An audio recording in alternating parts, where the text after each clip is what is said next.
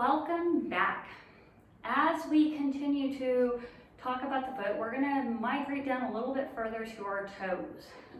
Those wonderful things that help us keep our balance. Now, there are many different toe maladies out there, and I'm going to just kind of cover the general gist of toe maladies. Often we have pressure on the front tips of our toes.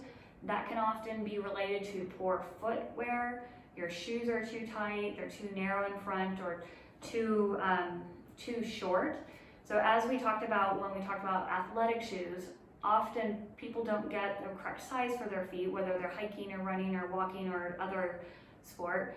And as your foot swells when you're doing these activities, the toes crunch up right against the shoe, and that leads to bruising, loss of toenails. But the other thing that I see is I'll see a hammer toe, which is your toe kind of juts up and then it goes straight down. And so it looks like almost like a claw effect.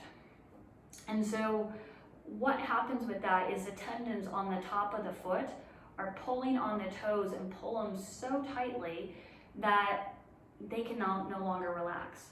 I was treating a lady recently who had a toe reconstruction and had other issues, and when I looked at her, she was in a lot of pain. She hated walking because it was always painful. She was putting different pads on the bottom of her feet to add more cushion.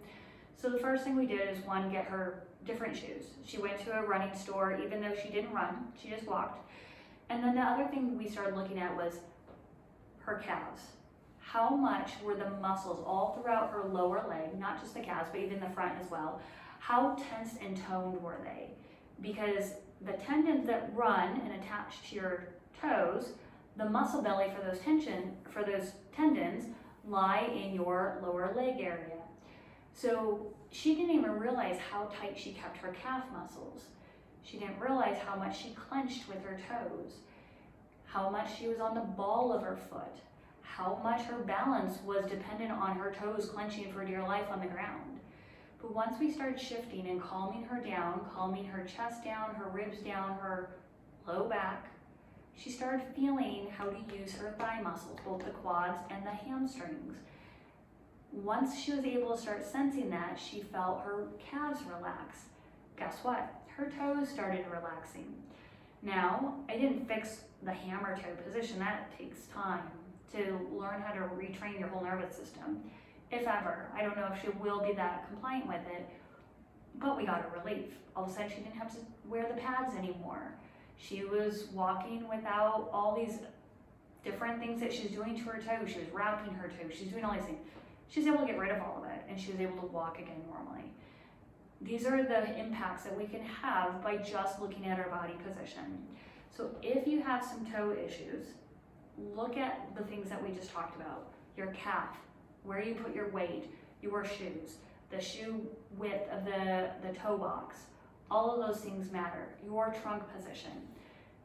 We benefit from looking at a holistic approach of our body, not just looking at the one area.